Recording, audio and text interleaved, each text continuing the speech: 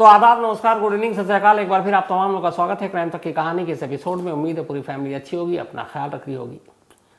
आज एक ऐसी चोरी की कहानी है जिसे कहते हैं कि डायमंड की चोरी। इस सदी की शायद सबसे बड़ी डायमंड हाइस्ट। एक ऐसी चोरी जिसकी फुल प्रूफ प्लानिंग की गई, और इस चोरी का जो मास्टरमाइंड था उसकी तो कहानी कहने ही क्या। इटली का रहने वाला वो शख्स जब छोटा था, और कहते हैं कि बिल्कुल बच्चा 2-4 साल की उम्र होगी, पड़ोस के एक शॉप में गया और वहाँ से कुछ लेकर आना था। और वो उस वक्त कई सौ रुपए उस दुकान से चुरा कर ले आए। दुकानदार को थोड़ी नींद आ गई और उसने उसके गले पे हाथ मारा और पैसा ले आया। माँ ने उसे डांटा भी। स्कूल गया तो टीचर के पैसे चुराने लगा। कॉलेज गया तो साथियों के और बाकी लोगों की चीज़ें चुराने लगा। और उसे चोरी करना बुरा नहीं लगता था, बल्कि मज़ा आता था। फिर पता नहीं क्या हुआ कि वो जब गुजरता था कहीं ज्वेलरी शॉप से, तो उसे सोने, चांदी, हीरे बड़ी अपनी तरफ खींचते थे। तो उसने कहा कि ये पैसे वैसे चुराने का मतलब नहीं है, यही गहने चुराओ। उसके बाद उसने इटली के अलग अलग वो शहरों में जाता, किसी एक डायमंड शॉप को देखता, उसके सबसे करीब एक गेस्ट हाउस या होटल में रुक जाता, और फिर वहाँ पर वो ख़रीदार बन के जाता। और उसी दौरान में वो अपनी नज़रों से सब कुछ भांप लेता, और फिर जैसे ही मौका देखता, रात के अंधेरे में शॉप बंद, और वो दुकान पर हाथ साफ कर देता। उसके बाद वहाँ से निकल लेता, कभी भी एक शहर में नहीं टिका। और उसकी सबसे बड़ी खासियत यह कि चोरी का जो माल है वो हर जगह यूं ही नहीं बेच देता। बस उसके 2-3 बड़े ख़ास भरोसेमंद लोग थे जो उससे ख़रीदते थे, क्योंकि उसे मालूम था कि चोरी करके तो बच सकते हैं, माल खरीदने के बाद पकड़ा जाना आसान है। तो सबसे ज़्यादा वो जो एहतियात बरतता था वो चोरी का माल बेचने की वजह से। धीरे धीरे वो इस खेल में माहिर होता गया, और फिर उसे पता चला ऐसी चोरी करते करते कि बेल्जियम में डायमंड का बहुत बड़ा कारोबार होता है, अरबों खरबों रुपए का। और वहाँ पर बाकायदा एक डायमंड सेंटर है जिसमें रोज़ अरबों रुपए के हीरे लाए जाते हैं, तराशे हुए, बिना तराशे हुए, बिना कट वाले। इसने सोचा कि कहाँ इधर छोटी मोटी चोरियाँ कर रहा हूँ, चलो बड़ा हाथ मारते हैं। अब ये बेल्जियम पहुँच जाता है। इस शख्स का नाम है लियोनार्डो नोटार बार्टोलो।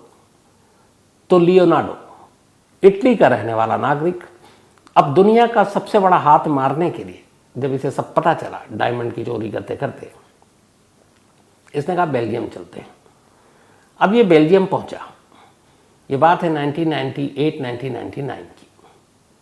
बेल्जियम जाने के बाद पैसे खासे अच्छे खासे चोरी के इसके पास तो थे ही थे। वहाँ पे एक एंटवर्प डायमंड सेंटर है, कहते हैं दुनिया का सबसे मशहूर, और जहाँ पर अरबों खरबों रुपए के डायमंड होते हैं।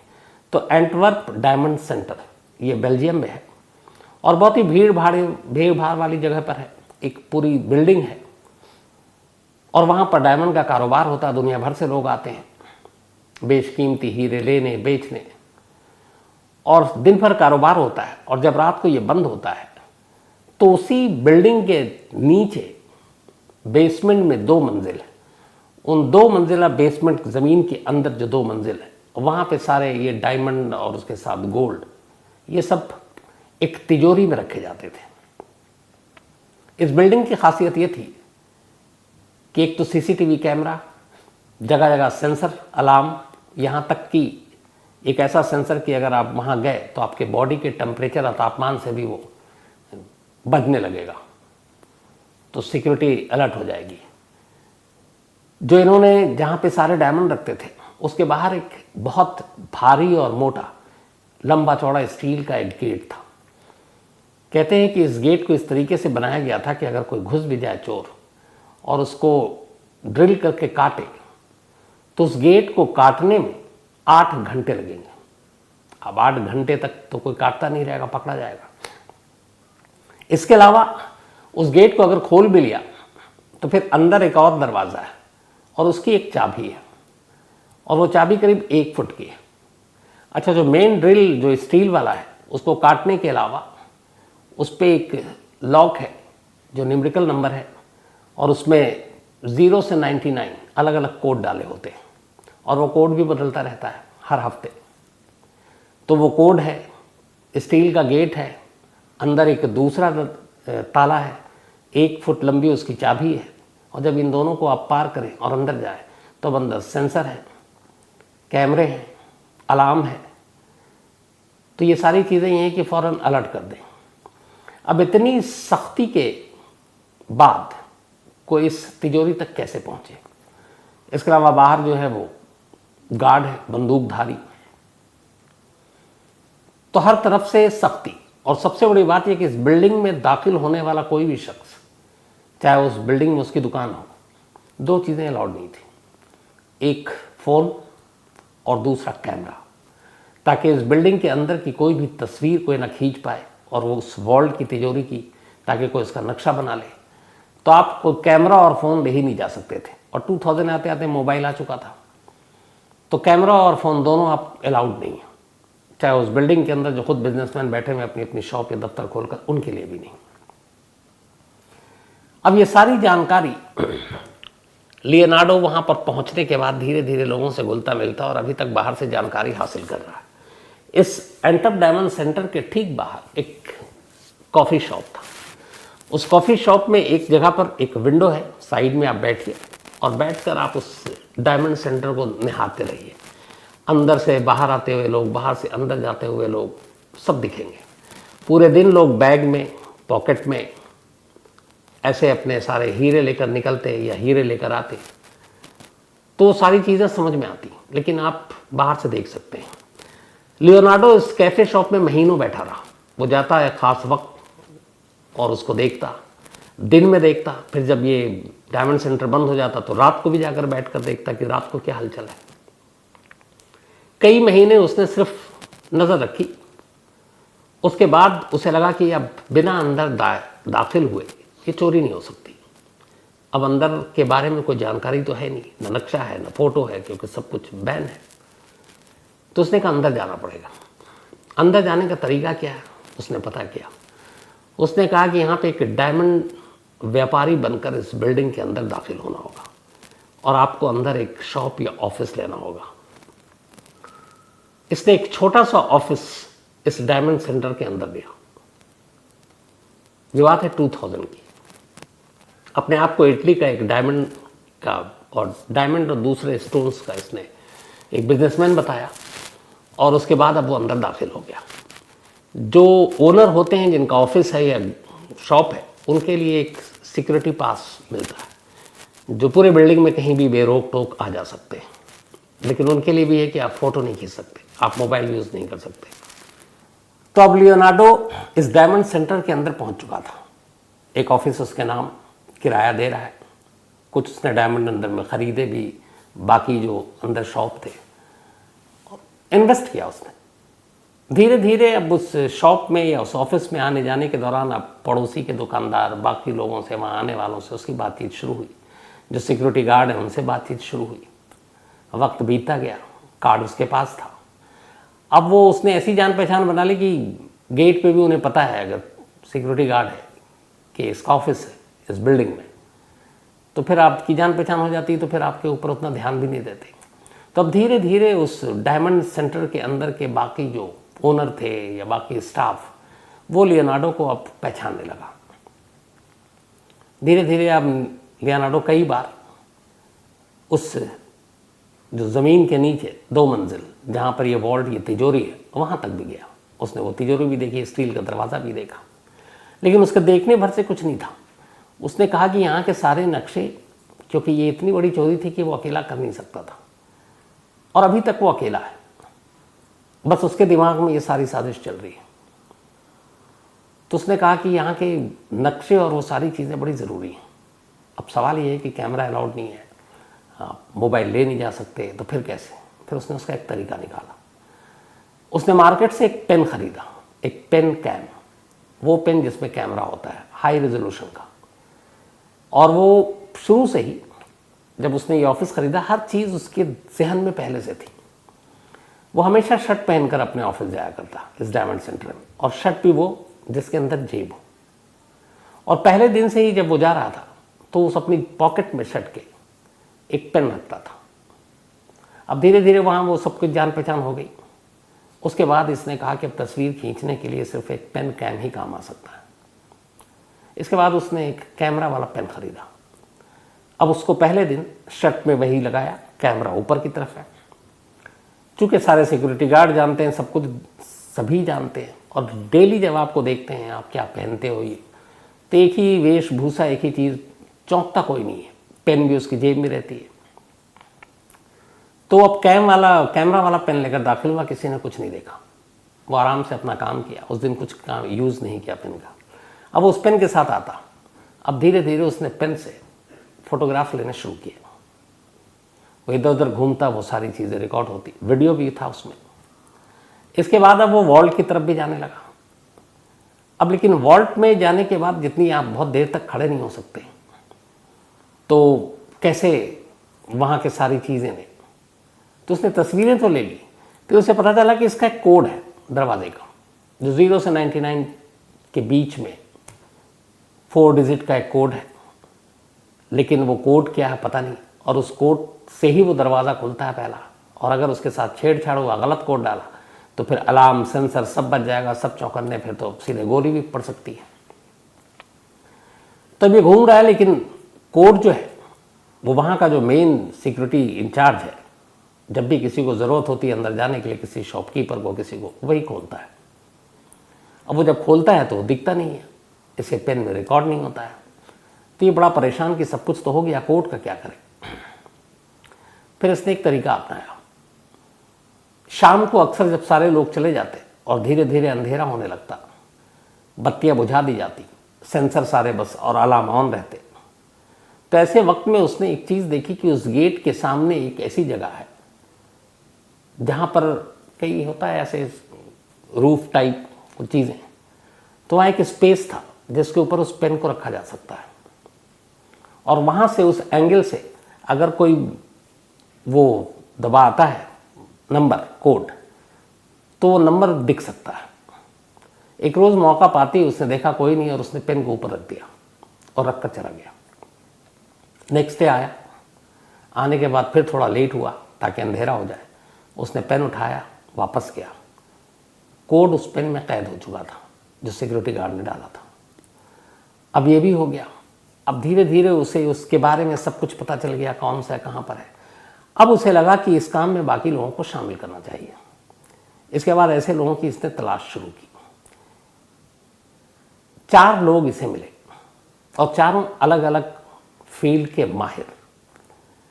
उन चारों को इसने अपनी पूरी प्लानिंग बताई और चारों इस काम को करने के लिए राजी हो गए।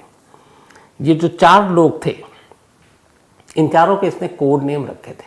आपको याद होगा मनी हिस्ट जैसे शहर के नाम पर रखा था, तो इसमें भी इसने हर एक के अलग अलग नाम रखे थे।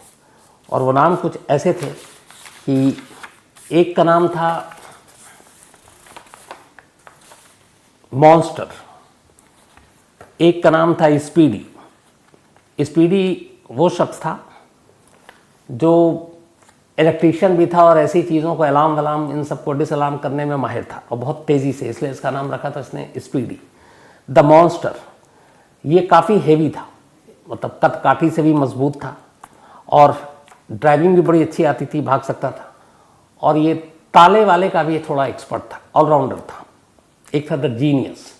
जीनियस का काम था ख़ासतौर पर, एक तो अलार्म वाला हो गया था स्पीडी, सेंसर को ख़राब करना या रोकना, तो तीसरा जीनियस, और चौथा था द किंग ऑफ की, चाबियों का राजा। ये सबसे ओल्ड मैन था, मतलब इसकी उम्र होगी करीब 60 साल। दुनिया का कहते हैं कि कोई भी ऐसा ताला नहीं जो किंग ऑफ की नहीं खोल सकता। तो ये चारों अपने अपने काम के महारथी, और इन चारों को उसने कहा कि शायद दुनिया की सबसे बड़ी चोरी होगी, कामयाब हो गए तो 7 पुश्ते हमारी बैठ कर खाएंगे, लेकिन हमें काबिल लोग चाहिए। इन चारों को उसने सिलेक्ट किया। अब ये 4 और लियोनार्डो 5। अब इनको चाहिए था एक और लोकल शख्स जिसकी शहर के अंदर एक तिजोरी का शॉप हो। ढूंढना शुरू किया गया। एक लालची मिला और उसके पास सारी तिजोरियां थी। उसने उसको भी अपने इस काम में शामिल किया, लेकिन ये नहीं बताया कि काम करना कब है। अब इसके बाद जो उसके पेन में सारी तिजोरी की तस्वीरें और वीडियो कैद हुई थी, वो सारी चीज़ें उसने उनको दिखाया, उस तिजोरी एक्सपर्ट्स को। उसके बाद उसका एक रिप्लिका, एक बिल्कुल हूबहू वैसी ही एक तिजोरी तैयार हुई, विशालकाय स्टील की, एक बड़े से गोदाम में, गोदाम के अंदर वो तैयार किया गया उसी वीडियो और तस्वीरों के ज़रिए। एक रोज़ जब लियोनार्डो पहली बार पहुंचा उस तिजोरी को देखने तो चौंक उठा। उसे लगा कि वो सचमुच उस रियल तिजोरी के पास खड़ा है। अब उसमें यह हुआ कि सारे नंबर लगाए गए, वैसे ही कि आध घंटे से पहले वो ड्रिल से कटेगी नहीं। अब इन चारों महारथियों को कहा गया कि तुम इस तिजोरी के साथ खेलो और अब आगे का काम तुम्हें ऐसे ही करना है। तो यहाँ पे इनको टाइम दिया जाता था कि कितने टाइम में तुम खोलोगे, तोड़ोगे, सेंसर को तुम बेकार करोगे, अलार्म को तुम रोकोगे, और ये सारी चीज़ें उस जगह पे फिट की गई। मतलब हूबहू वैसी ही सारी चीज़ें तैयार कर ली गई, बिल्कुल रियल सेट टाइप। सब कुछ हो गया। कई बार इन लोगों ने रेकी कर ली। इन सारी चीज़ों में 3 साल बीत गए। लियोनार्डो ने इन 3 सालों में कुछ नहीं किया। इन्वेस्ट किया, उसी डायमंड सेंटर में अपनी एक ऑफिस ली और बस उस तिजोरी और उन जगहों के बारे में सारी जानकारी इकट्ठा करता रहा। 3 साल बीत गए, सारी तैयारियां पूरी हो गई। अब इसके बाद बारी थी इस चोरी की, दुनिया की सबसे बड़ी डायमंड की चोरी की। यहाँ पे ज़्यादातर जो सिक्योरिटी गार्ड और वो थे इस बेल्जियम के, उसमें यहूदी लोग ज़्यादा थे। उनकी ख़ास एक प्रेयर और बाकी चीज़ों का टाइम होता था रात के वक्त, और सैटरडे संडे बहुत ही कम गार्ड होते। उसकी वजह थी इस पूरी बिल्डिंग में सिक्योरिटी सिस्टम इतनी ज़बरदस्त थी, अलार्म हो, सेंसर हो, तिजोरी का गेट इतना कि कोई खोलने का सवाल ही नहीं है। तो सब बेपरवाह, मतलब बेफिक्र थे कि यहाँ कभी कोई चोरी नहीं होगी। तो सैटरडे की रात चुनी गई। उस वक्त ख़ास ये जो कुछ यहूदी जो गार्ड वहाँ पे ड्यूटी पे होते थे, उनकी एक ख़ास रूटीन थी कुछ अपना धार्मिक वो करने की। तो सैटरडे की रात चुनी गई। तारीख थी 15 फरवरी 2003, 15 Feb 2003, सैटरडे की नाइट। लियोनार्डो ने एक कार ली और उस कार में वो इस बिल्डिंग के थोड़ी दूरी पर खुद बैठा हुआ है। बाकी उसके 4 साथियों को, स्पीडी, द मॉन्स्टर, जीनियस और द किंग ऑफ की, इनको इस डायमंड सेंटर में दाखिल होना है। डायमंड सेंटर में अब दाखिल कैसे हो, तो उसके लिए भी पूरी रैकी की गई। डायरेक्ट घुस नहीं सकते थे आप, क्योंकि पहले ही स्टेप से आप कैमरे के सामने आ जाते। इस डायमंड सेंटर के ठीक बराबर में एक बिल्डिंग थी और उस बिल्डिंग में फासला बहुत कम था। उस बिल्डिंग पे एक पाइप जैसी चीज थी इस बिल्डिंग में दाखिल होने के लिए। तो ये दूसरी बिल्डिंग में गए और उस बिल्डिंग से फिर उस पाइप के सहारे इस डायमंड सेंटर की बालकोनी में पहुंच गए। ऊपर पहुंचने के बाद अब इनको अंदर दाखिल होना है। अंदर दाखिल होना है और ये भी पता है कि सेंसर है और लाइट है। तो सबसे पहले जो ये तय हुआ था वो ये कि अंदर दाखिल होते ही आपको सबसे पहले उस जगह की लाइट बंद करनी है जहां पर तिजोरी है, नीचे दो मंजिला है, और उस लाइट को बंद करने के लिए एक खिड़की खोलनी थी और उस खिड़की से इनको अंदर दाखिल होना था और फिर नीचे जाना था।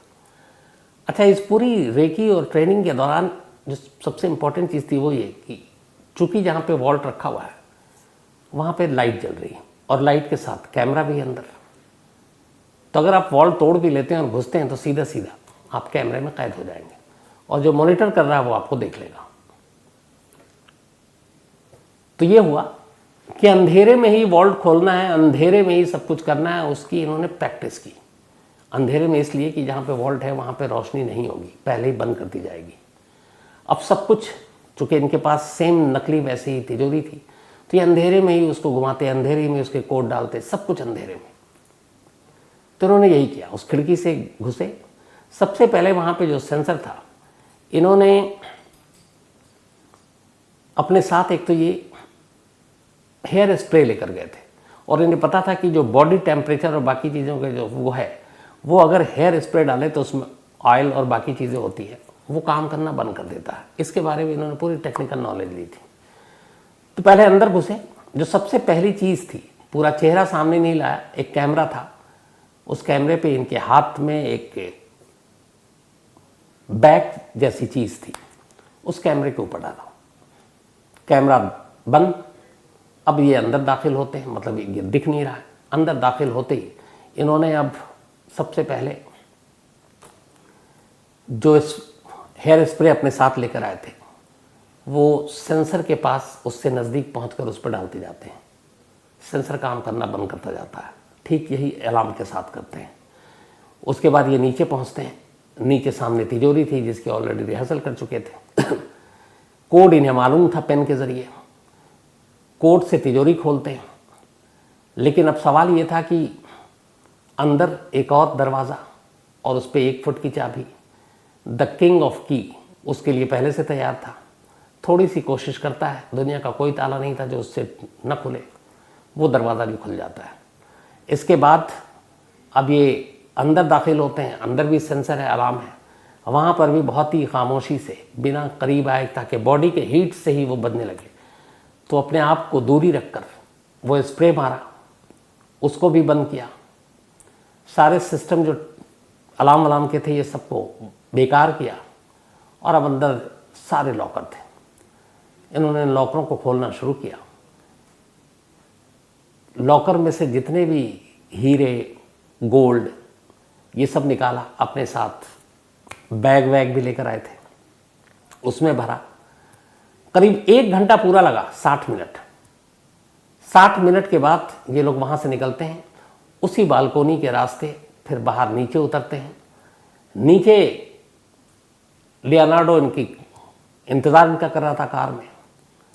ये चारों पहुँचते हैं बैग के साथ, कार में बैठते हैं और वहाँ से निकल जाते हैं। वहाँ से निकलने के बाद की प्लानिंग अभी तक किसी को पता नहीं है कुछ क्या है। वहाँ से निकलने के बाद आप चारों हाईवे की तरफ जाते हैं ताकि बेल्जियम की इस जो डायमंड सिटी सेंटर था, इसे दूर जाएं। करीब सुबह के 5:30 बजे थे जब ये लोग वहाँ से निकले थे, 5:30। उसके बाद शहर पे, सड़क पे चहल पहल शुरू हो जाती। तो वहाँ से निकलने के बाद अब ये सब हाईवे पे जाते हैं। हाईवे पे जाने के बाद एक कैफ़े में जाते हैं। भूख भी लगी, पूरी रात कुछ खाया नहीं। 5 सैंडविच खरीदते हैं। सैंडविच खरीदने के बाद, और इसका बिल देता है लियोनार्डो।